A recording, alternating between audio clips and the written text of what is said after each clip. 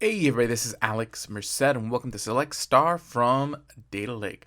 And in this video, what I want to do is talk about a cool technology that's part of the Dremio platform that allows for very performant queries. So it's called the Columnar Cloud Cache. Okay, so again, that's the Columnar Cloud Cache, abbreviated as C3. Now, this is one of those features in Dremio that if you're a user, you don't realize is there. But if you know that it's there, it helps explain a lot of like how Dremio is able to offer you so much performance when you're querying your data lake. Basically, more so than pretty much any other engine when you're querying data lakes directly. And there's a couple different reasons for that. I mean, of course, it's partly because of the use of Apache Arrow for processing and serialization, and basically really reducing a lot of that serialization, deserialization, and having this really fast in-memory format to work with. But then there is also the fact of caching. Okay, any engine is going to generally make use of caching techniques. What does this mean? Basically, what you do is that instead of always having to go back to the well, so imagine that if I had a well of water, and every time I wanted to drink water, I would just take my cup and I would go put it in the well and get water. Okay, that would be really time consuming every time I want to get water. Why? Because I have to walk all the way over to the well. Okay, so imagine the well as your database. Okay, if every time I need to get the data for a query, I have to walk all the way over to the well, and then I gotta go pull up that bucket out of the well, and then stick my cup in the bucket and get the water. That would be really time consuming. So what could I do in the water case? Instead of just getting what would be nice is that when I go get my cup of water, instead of getting just a cup of water, I go get a gallon of water. Okay, so then I take that back with me, and then on the next go around, if I need water, I don't have to go all the way back to the well. I have my jug of water next to me. This is essentially a similar concept to caching.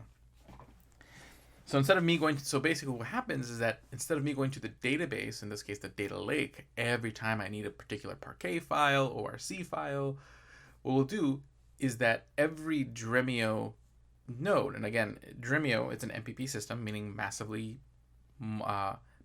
parallel processing, which means there's generally lots of computers doing the job. So it's not just one computer running the software, it's like a group of computers working together.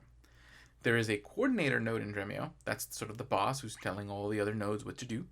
And then there's all the worker nodes. Now each worker node is generally going to be using sort of very NVMe memory, so it's like non-volatile memory. It's just think of it as just extra fast memory. You can access the data in the memory much faster.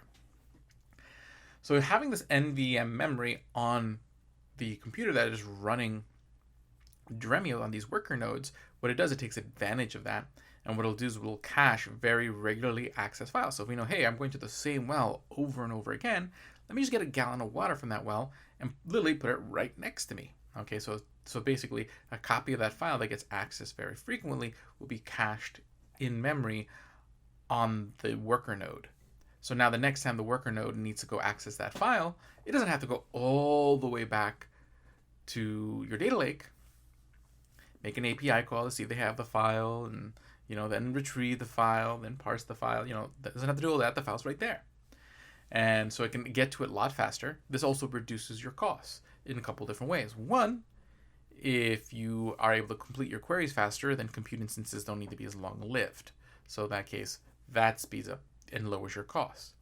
But two, another place where you end up having a lot of costs when you're using sort of cloud data lakes is a network cost, because every time you have to access an individual file from your cloud storage, there is an API request that has to go over to your particular cloud storage vendor, and they generally will charge after a certain number of requests every month.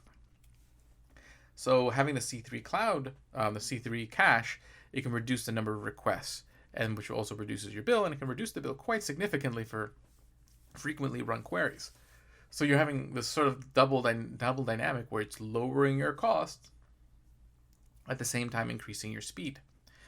Okay, and then when you mix that in there with some of the other technologies that Dremio has, again, the use of Apache Arrow, reflections, and again, reflections is a little bit different because you're not caching on the worker node itself. What reflections is doing is creating an Apache Iceberg materialization that's stored on your data lake. But the idea is that the materialization is generally going to be a much faster thing to query than whatever the original thing was. Okay, which is generally going to be useful in certain situations. One, if it's a non-Iceberg table. So for example, if it's a, you have MySQL connected to your Dremio, and pushing down the query down to MySQL might not be as fast as Dremio querying an Iceberg table directly, and plus you don't want to be competing with your transactional workloads on your MySQL server.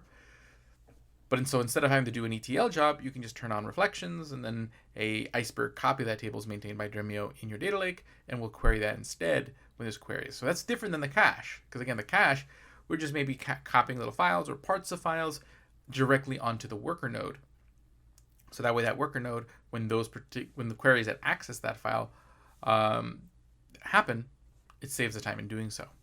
So that's kind of like what the Columnar Cloud Cache does, and what does it provide you, and just sort of the nature of the very performance-driven nature of the Dremio query engine, and of course the very sort of ease of use, intuitive nature of the UI that's built on top of it, with that oftentimes abstracts a lot of these really cool things that are going on under the hood from you, so that way you can just focus on accessing your data and just running analytics, okay, in a very easy to use environment.